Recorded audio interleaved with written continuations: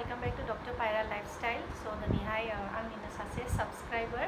So दिनैहाय बिनिखौहाय माने actually बेना हाथाया सौख्ल'नानै गोबावसिमोन RCT खालामनो सानदोंमोन किन्तु हाथाया already एसे मावखाबाय नालाय एखानो दा बेखौ RCT खालामनाया दा advisable नंला. So दा बिनिखौ बख'सिगोन. So हाथाय बख'नायनि उनावहाय माखासे माबाफोर instructionsफोर दङ बेखौ आं उनाव खोन्थागोन मा खालामनांगौ मा खालामनाङा.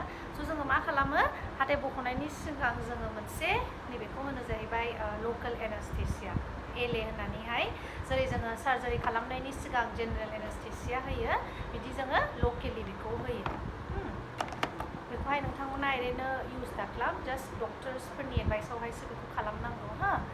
So ओमफ्राय जोङो बेखौहाय जोंना बबे हाथायखौ बबेखौ बख'नांगौ बेखौ जोङो नायनानै बबेहाय थुनांगौ बे एनास्थेसिया जायो बेखौ सासे सार्टिफाइड डेन्टिस्टआ मिन्थिखायो.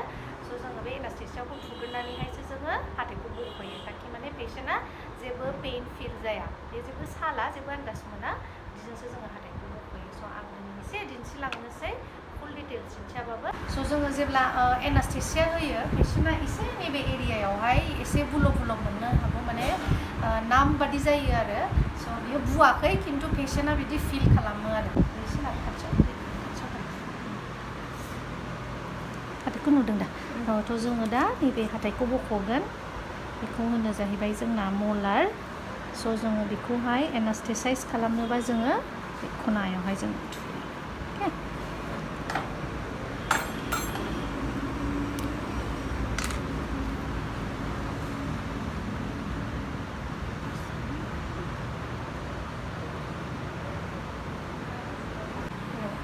चेक खालामबाय. स' नै अलमस्ट बेना हाथाया गबाय हागोमा हाथाय बिराद गिदिरमोन.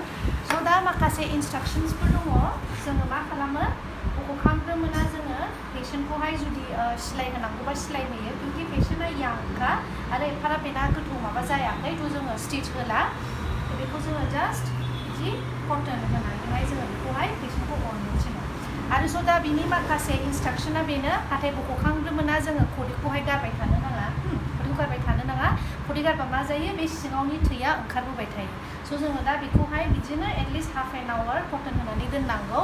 सिङावहाय जोङो बे थैसामखौ मोजाङैहाय खाहोनांगौ ताकि उनावहाय ब्लिडिङा जाया.